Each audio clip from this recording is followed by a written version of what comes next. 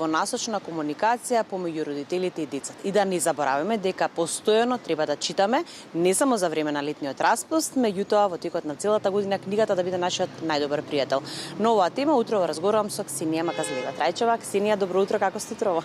Добро утро, поздрав до сите гледачи, честитки за новата учебна и воспитна година. Им посакувам многу успех, многу незаборавни моменти на сите кои што се дел од воспитно-образовниот процес, почнувајќи од градинките, завршувајќи во високото образование. На дечињата од најмала возраст треба да им читаме, за да тие подоцна да научат, да читаат и да пишуваат, меѓутоа да го говорат нашиот мајчин македонски јазик. Колку е важна оваа двонасочна комуникација помеѓу родителите и децата? Да, читањето е двонасочна комуникација, се сложувам затоа што кога им читаме на децата кои што се уште не се описменети, тоа мораме да го правиме многу внимателно, со многу емоции, со многу љубов, за да ја развиеме кај нив љубовта за читањето, за книгата. Знаете, секоја книга треба да биде прилагодена спрема возраста на која што се обраќаме. Кога имаме најмали дечиња кои што се во предучилишна возраст, 2-3 годинки и натака, ние мораме да внимаваме кое четиво ќе го одбереме, какво четиво ќе одбереме, каква сликовница, каква книга. Колку е детето помало, толку илустрацијата поголема, затоа што визуелниот свет кај таа возраст е највпечатлив. Значи, детето прво го забележува тоа што е нацртано, буквите за него се само едни обични знаци кои што се уште не ги препознава. Но затоа тука се возрастните да ја прочитат приказната, песничката, сказната, бајката, ама тоа да го направат на начин кој што ќе биде прифатлив за детето и не само прифатлив, него да биде и забавен, да биде инспиративен, да биде мотивирачки со тоа што веќе следниот ден самото дете ќе побара од возрастниот да му ја повторно прочита истата приказна или некоја друга. Што треба да направиме ние како возрастни? Секогаш кога читаме, треба да се вложиме себе си целосно. И со емоциите, и со концентрацијата, но и тоа да умееме некако да го издраматизираме. Значи тоа на детето да му биде забавно и интересно. Да го менуваме гласот, да менуваме бојата на гласот. Ако зборува возрастен, да го правиме гласот како возрастен. Ако зборува детенце како детенце, за детето да ја добие целосно представата за што станува збор во даденото четиво. Тоа се незаборавни моменти. Како за децата, така и за возрастните. Тоа се случува дома, тоа се случува во градинките и во училиштата. Исто е многу добро да драматизираме со децата. Да го ставиме детето во улога на драматизација на текстот, одредени реплики самото да ги кажува, да ги имитира гласовите на животните. Тоа е процес на учење кој што во исто време и забавен, но и веќе имаме освоени нови знаења по прочитувањето на одредната приказна.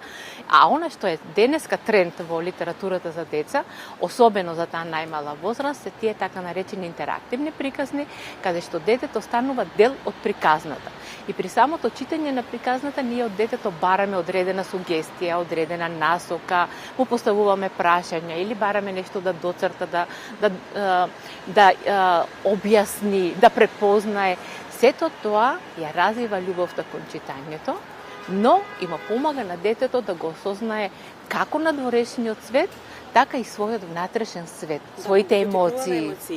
Да, што е многу битно. Си го гради својот свет, како што споменавте вие, меѓутоа си прави една убава приказна, која што подоцна се разбира, ја знае веќе на свој детски начин. Така. Значи, мораме да ја имаме во предвид секојаш возраст. Да знаеме отприлика колку детето има мог и капацитет да впие одредени информации.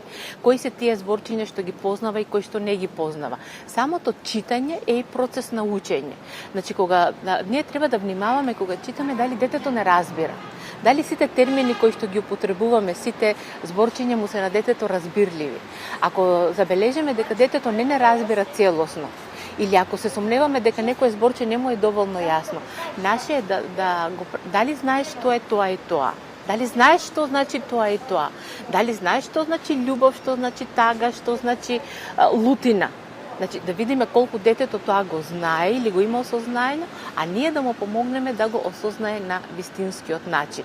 Тоа е работата, тоа е задачата на возрастните, нели?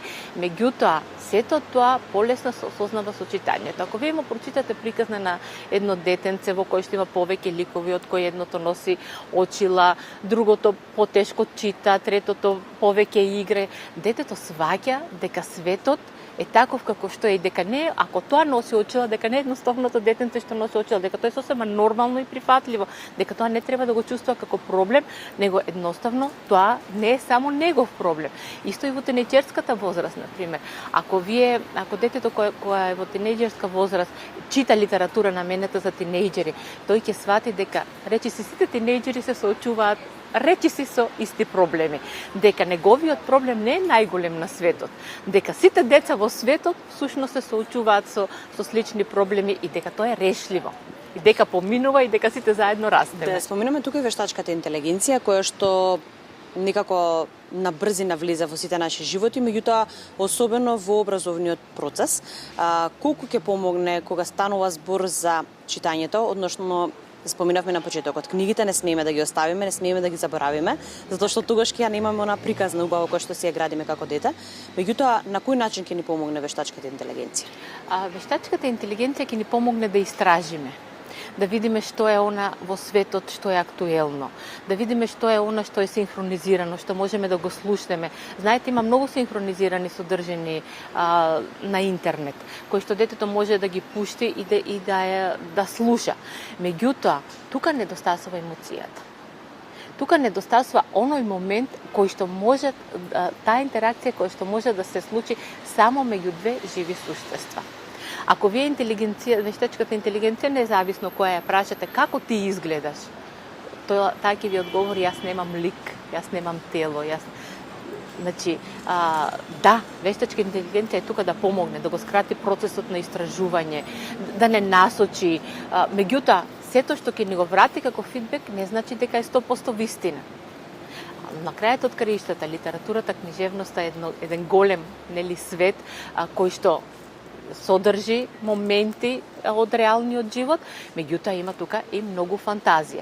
А вештачката интелигенција може да ни помогне да осознаеме нешто повеќе, но вештачката интелигенција не може да напише расказ, книга, роман или песничка која што ќе го види светот точно каков што е, која што ќе ги внесе сите своји емоции и секако нема да биде инспирирана од некој жив лик. Да, ова е неисцрпна тема на која што се разбира ќе говориме во некој од наредните изданија на нашата утринска емисија. Благодарам многу.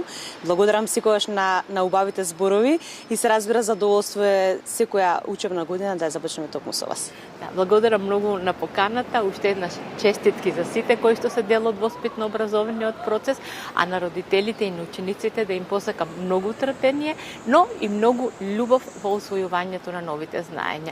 Оти, не постои непремослива пречка ако имаме доволно љубов да ја преминем. Ви благодарам уште еднаш.